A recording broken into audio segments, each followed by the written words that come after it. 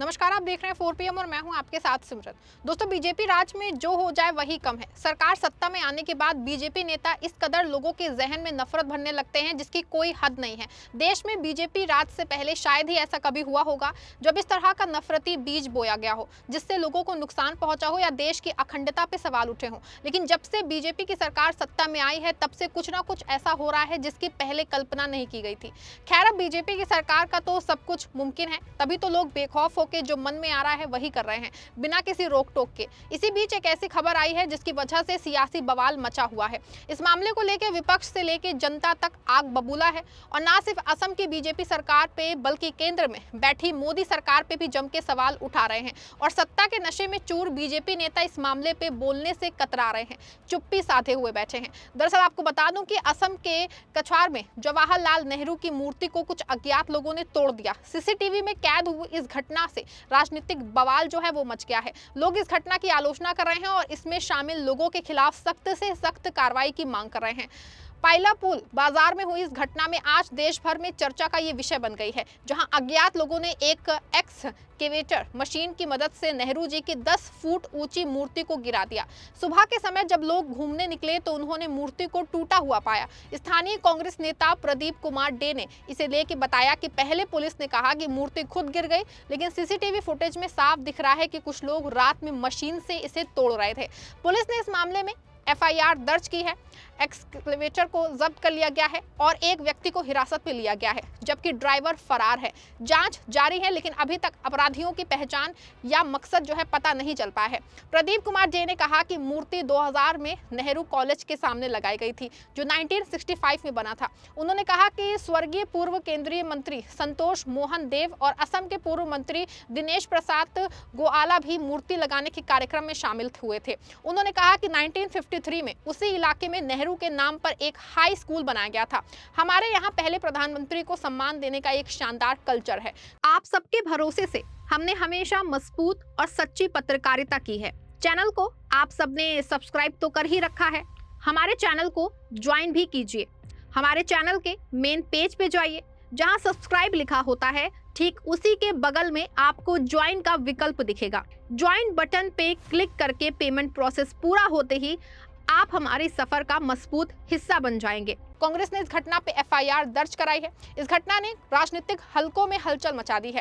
Congress party ने इसे इतिहास पे हमला बताया और असम की भाजपा सरकार पे चुप्पी साधने का आरोप लगाया। कांग्रेस के असम अध्यक्ष गौरव गोगोई ने कहा कि ये कायरतापूर्ण हरकत है और असम के लोग इसे कभी स्वीकार नहीं करेंगे। असम कांग्रेस अध्यक्ष गौरव गोगोई ने इस घटना की निंदा की और दोषियों की तत्काल गिरफ्तारी की मांग की। उन्होंने कहा कि ऐसा कृत्य केवल एक प्रतिमा को नष्ट करना नहीं, बल्कि एक महान नेता और विशिष्ट स्वतंत्रता सेनानी की विरासत का अपमान है। उन्होंने आधुनिक भारत की नींव रखी।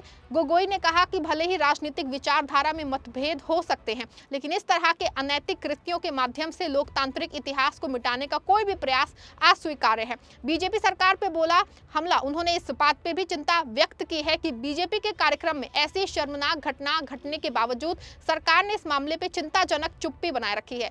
लोकसभा में कांग्रेस के उपनेता ने कहा कि भारत और असम की ताकत बहुलवाद और लोकतांत्रिक मूल्यों को कायम रखने में निहित है और हमें हर कीमत पे उनकी रक्षा करनी चाहिए। उन्होंने अधिकारियों से इस कृत्य में शामिल होने की तुरंत पहचान करने और उनके खिलाफ कड़ी कार्रवाई करने का आग्रह किया है।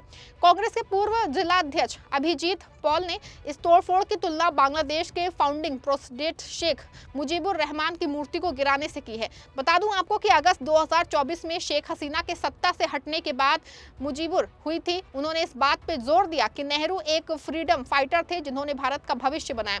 अभिजीत पॉल ने कहा कि उनकी मूर्ति को तोड़ना शर्मनाक है।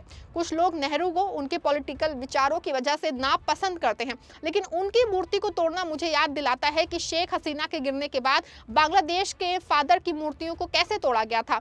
दोनों के पीछे का आइडिया एक ही है। अभिजीत पॉल ने बीजेपी को चुप्पी पे उस पर सवाल उठाया और ज्यादा गुस्सा दिखाने की अपील की।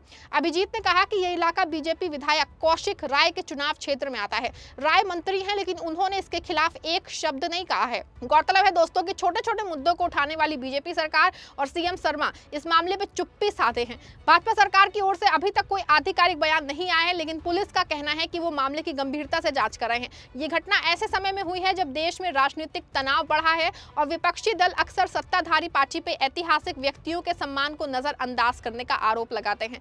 नेहरू जी भारत के पहले प्रधानमंत्री थे जिन्होंने आजादी के बाद देश को एकजुट करने में महत्वपूर्ण भूमिका निभाई। उनकी मूर्तियां पूरे देश में हैं और ऐसी घटनाएं पहले भी कुछ जगहों पे हुई है, लेकिन ये असम में पहली बार इतनी बड़ी घटना है। दोस्तों, इस घटना के बाद ये समझना बेहद जरूरी है कि मूर्ति तोड़ना सिर्फ एक मूर्ति का नुकसान नहीं है, बल्कि ये देश के इतिहास और विरासत पे हमला है। जैसा कि हम सभी जानते हैं कि नेहरू जी ने भारत को आधुनिक बनाने के लिए कई योजनाएं बनाई, जैसे पंचवर्षीय योजनाएं, वैज्ञानिक संस्थान और शिक्षा का प्रसार। असम जैसे राज्य में जहां विविधता है, नेहरू जी की नीतियां एकता को मजबूत करने वाली रही हैं। लेकिन आजकल राजनीति में वैचारिक मतभेद इतने गहरे हो गए हैं कि लोग ऐतिहासिक व्यक्तियों को भी निशाना बनाते हैं। इस घटना से स्थानीय लोग दुखी हैं क्योंकि पाइलापुर इलाका शांतिपूर्ण है और वहां नेहरू जी की मूर्ति कई सालों से खड़ी थी। कांग्रेस ने सोशल मीडिया पर इसकी निंदा की और कहा कि भाजपा की नफरत मूर्तियां तोड़ सकती है, लेकिन नेहरू जी के विचारों को नहीं मिटा सकती। असम सरकार को चाहिए कि वो सुरक्षा बढ़ाए और ऐसी घटनाओं को रोकने के लिए कदम उठाए। देश में लोकतंत्र है जहां मतभेद व्यक्त करने के लिए बातचीत और बहस है, ना कि हिंसा। नेहरू जी खुद अहिंसा के समर्थक है और उनकी स्मृति को इस तरह अपमानित करना गलत है। इस घटना का व्यापक संदर्भ देखें तो भारत में मूर्तियों को तोड़ने की घटनाएं पहले भी हुई हैं। मिसाल के लिए 2018 में कुछ राज्यों में लेनिन और पेरियार की मूर्तियां तोड़ी गई, जो कि राजनीतिक विवादों से जुड़ी थी। असम में भी जाति और राजनीतिक तनाव रहते हैं, लेकिन नेहरू जी की मूर्ति का तोड़ना जाना एक नया मामला है। सियासी पंडितों का कहना है कि सोशल मीडिया पे फैलने वाली अफवाहें और नफरत ऐसी घटनाओं को बढ़ावा देंगी। सरकार को चाहिए कि वो शिक्षा और जागरूकता से लोगों को एकजुट रखे। कांग्रेस ने मुख्यमंत्री के करीबियों पे आरोप लगाया है, लेकिन बिना सबूत के ये सिर्फ राजनीतिक बयानबाजी है। सच्चाई खोजने के लिए हमें तथ्यों पर भरोसा करना चाहिए, ना कि पक्षपात पे। नेहरू जी के योगदान को याद करें। उन्होंने IIT, IIM जैसे संस्थान बनाए जो आज देश की अर्थव्यवस्था को मजबूत करते हैं। असम में भी नेहरू जी की नीतियों से चाय बागान, तेल उद्योग और शिक्षा का विकास हुआ। इसीलिए उनकी मूर्ति तोड़ना सिर्फ एक व्यक्ति का अपमान नहीं, बल्कि पूरे राज्य के इतिहास का अपमान है। आगे चल के इस घटना से सबक लेना चाहिए। पुलिस को CCTV कैमरों को बढ़ाना चाहिए और सार्वजनिक स्थलों को सुनिश्चित करनी चाहिए। इस मामले को लेकर बीजेपी सरकार की ओर से खुल के सामने आना चाहिए और ऐसी घटनाओं को न सिर्फ कड़ी इसकी निंदा करनी चाहिए, बल्कि एकजुट होकर के ऐसी घटनाओं को दोबारा ना होना चाहिए। ऐसा ठोस कदम उठाना चाहिए। देश का विकास तभी होगा जब हम अतीत का सम्मान करेंगे और भविष्य को भी और देखेंगे। नेहरू जी ने कहा था कि भारत एक विचार है जो विविधता में एकता रखता है। असम जैसे बहुभाषी राज्य में ये विचार और भी महत्वपूर्ण है।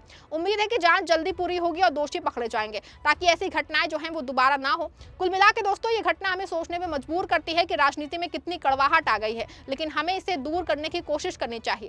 खैर, बीजेपी राज में ऐसी घटनाएं आम होती जा रही हैं, जिसपे लगाम लगाने की जरूरत है। खैर, इस पूरे मामले पे आप क्या सोचते हैं? अपनी राय कमेंट में दीजिएगा। वीडियो को लाइक और शेयर भी करिएगा।